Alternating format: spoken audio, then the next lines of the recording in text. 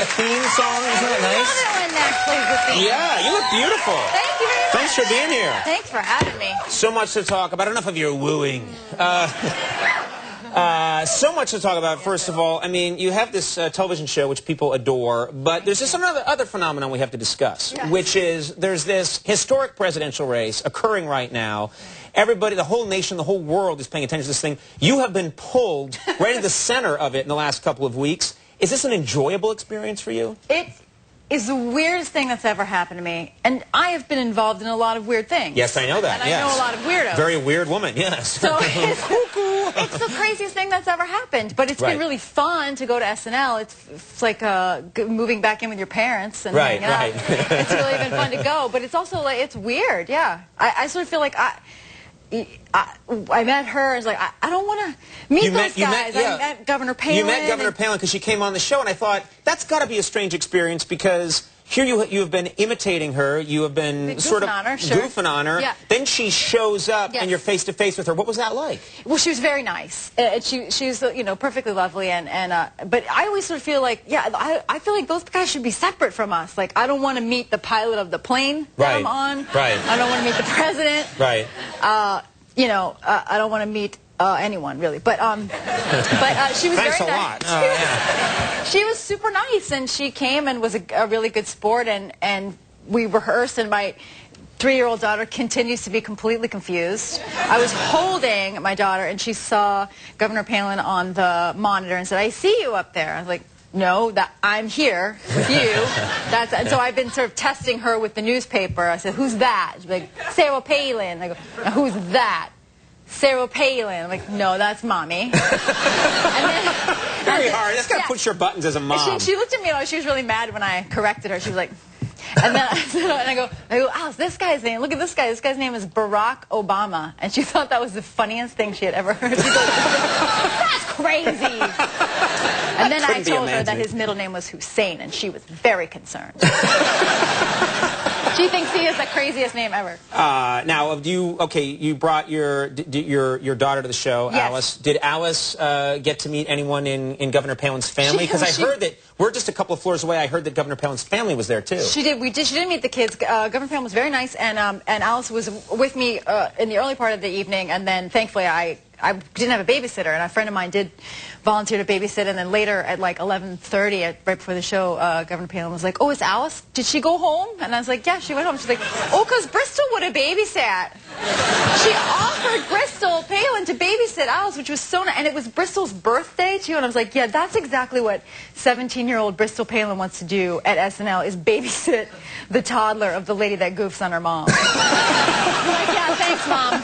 That's exactly what she wants to happen. But they were, they're a nice family. I'm curious about something, which is we have kids the same age, and our kids have actually played together against your will. And I lowered my son on a rope. Get in there and play around. She's a real famous lady. I'm just curious if your daughter, how much TV do you let your daughter watch? Because I'm really careful with my kids, my 2 kids, how much TV they see, and seeing me on TV. I try so hard to, because the doctors, whoever, say don't let them watch TV because it's bad for them. And I try to really, really minimize that. And you can tell, because you let them watch a little, and they act like D-bags immediately when you turn it off. I like to get her to watch Annie, because I'm trying to push her into show business. Yes. They watch like 15 minutes. You're like, "Okay, turn it off." And they're like, "No! What do I?" And so I've been trying to, I've experienced that too, yeah. And I must have more!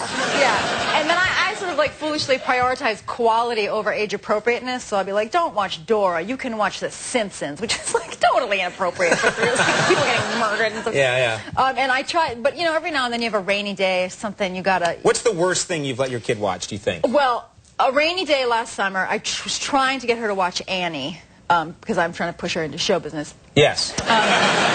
So, way to make money off the channel. That always works out great when kids perform. But so I was trying to get her to watch Annie, but she was afraid of Kathy Bates was on the box. She's Miss Handy. She's like, "No, that lady's scary. I won't watch it." Yeah. So instead, my husband put on the TV, and she watched Psycho. You let your 3-year-old watch Psycho. Front to back. But, well, here's what happened.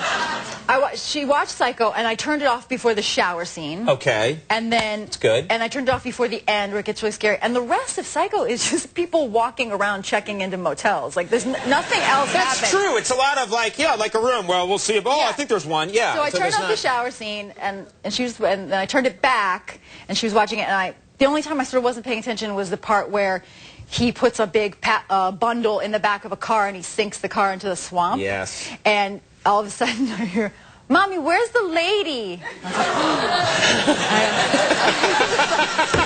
was like, really like stupid mom voice. I was like, "I don't know. Maybe the lady went home." And she was like, "No." She kept asking me, like, "Mommy, where's the lady?" And I was like, "Maybe she's at the store." And then she sat there for a long time, and then watching it, and not making that, she looked at me and she goes, "I think she's in the car, in the water."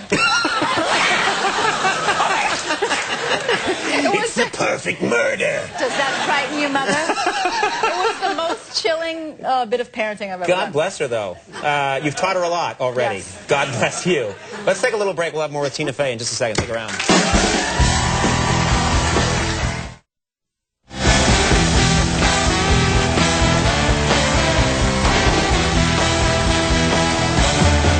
We're back. I'm sitting here with Tina Fey. Now, when it was interesting, when Governor Palin went on Saturday Night Live, obviously it was a huge rating. I think it was the highest rated Saturday Night Live in many years. Yeah. It must have had you thinking, you're doing your own show, 30 Rock. One of the great things about your show is you get terrific guest stars. Would you ever think about having Governor Palin on 30 Rock? It wouldn't be unheard of. I mean, what I probably should do is just go back and overdub everything that we shot and try to talk like Sarah Palin the whole time. So people are like, "Oh, this must be SNL. I'll leave it on." They'll leave it on. But I should just say that she's going to be on, but you don't know what episode, so you have to watch every episode until you see her. Yeah.